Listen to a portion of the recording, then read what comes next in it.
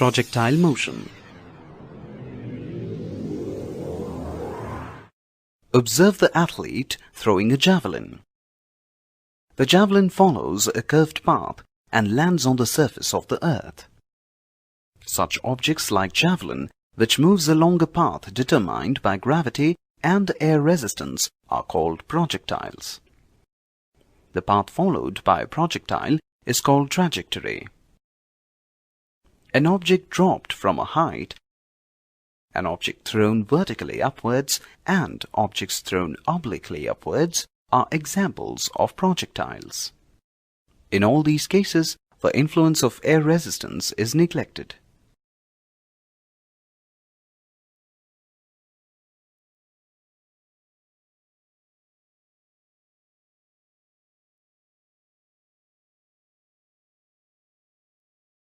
The velocity of the projectile varies from point to point. At each point, the velocity has components in the horizontal and vertical directions. The horizontal component of velocity remains unchanged throughout the flight. The vertical component of velocity continuously changes due to the force of gravity. Thus, the horizontal motion is a uniform motion, and the vertical motion is a uniformly accelerated motion. The magnitude of the vertical component is different at different points and is directed vertically downwards.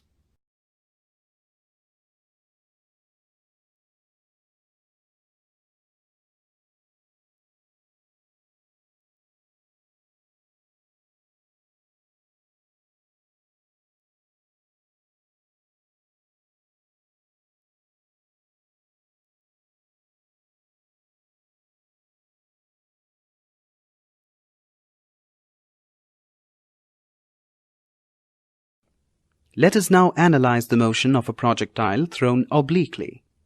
Let a body be projected from a point O with initial velocity VO.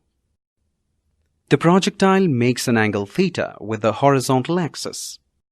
The velocity of the projectile at any point of the trajectory goes on changing both in magnitude and in direction.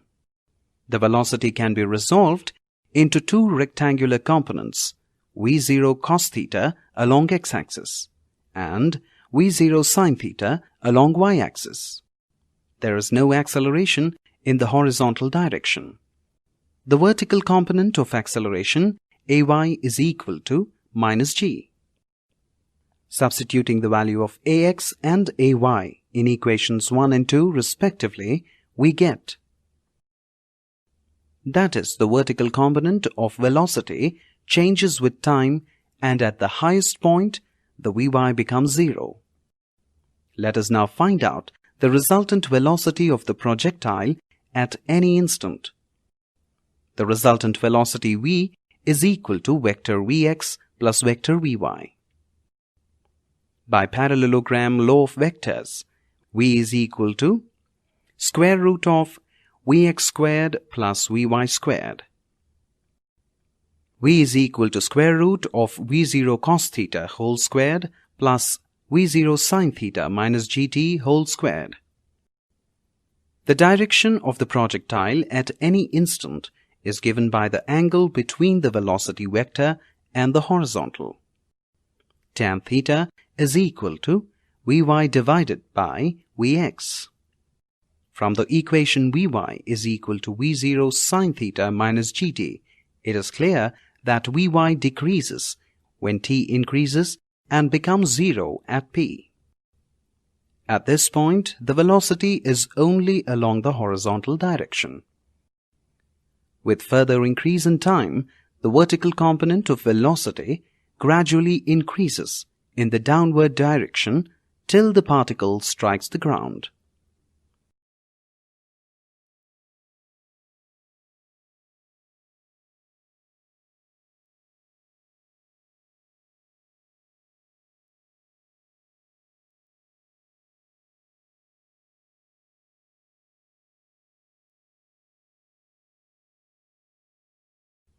Horizontal range. The distance from the point of projection to the point where the projectile strikes the horizontal plane is called the horizontal range. It is denoted by the letter R.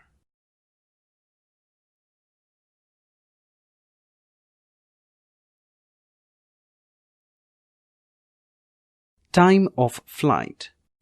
Time of flight of a projectile is the time taken by it from the instant when it is projected to the time when it strikes the point in a horizontal plane passing through the point of projection. T is equal to 2v0 sine theta by g. Range of projectile.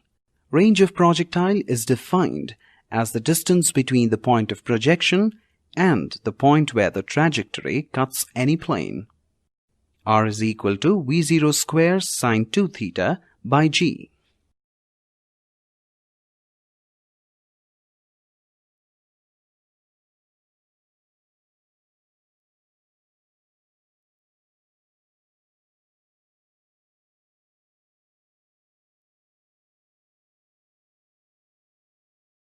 Maximum height. Maximum height is the maximum value of the vertical distance attained by a projectile above the horizontal plane to the point of projection. In the figure, P is the point of maximum height. H is equal to v0 square sine square theta by 2g.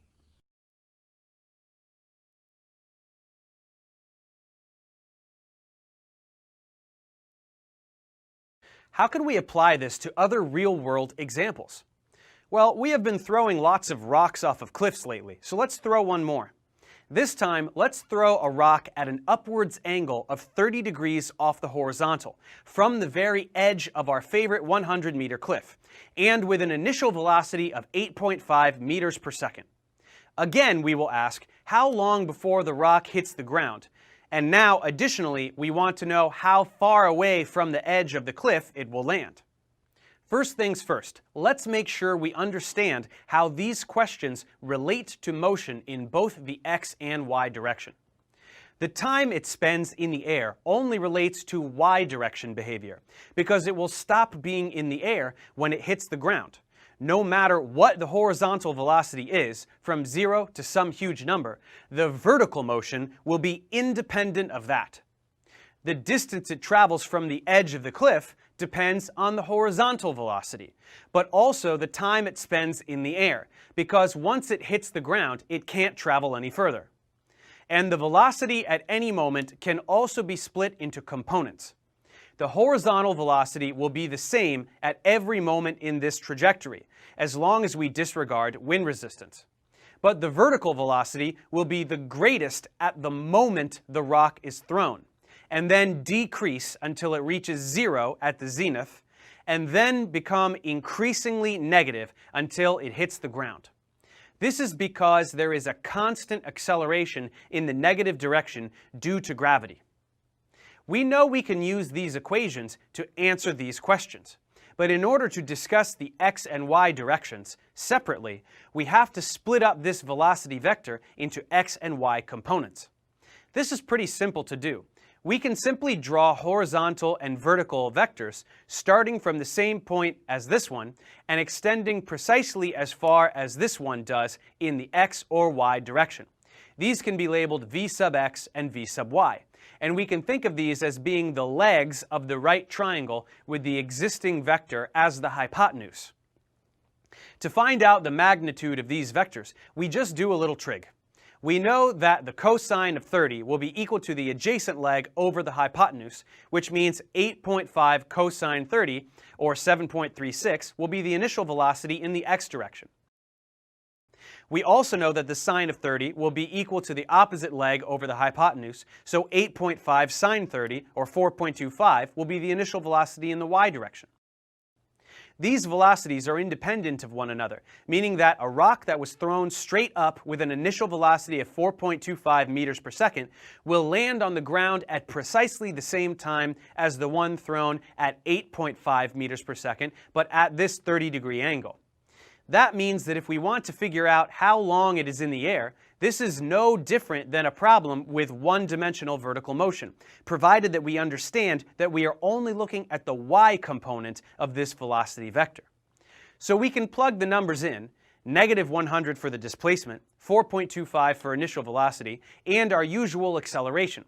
Putting it into standard form and plugging into the quadratic equation, we will take the positive result for t and say that the rock will be in the air for 4.97 seconds. This also makes it easy to calculate how far the rock will travel, because we know the horizontal velocity will be 7.36 meters per second, times the 4.97 seconds that it is in the air, which leaves us about 36.6 meters away from the edge of the cliff.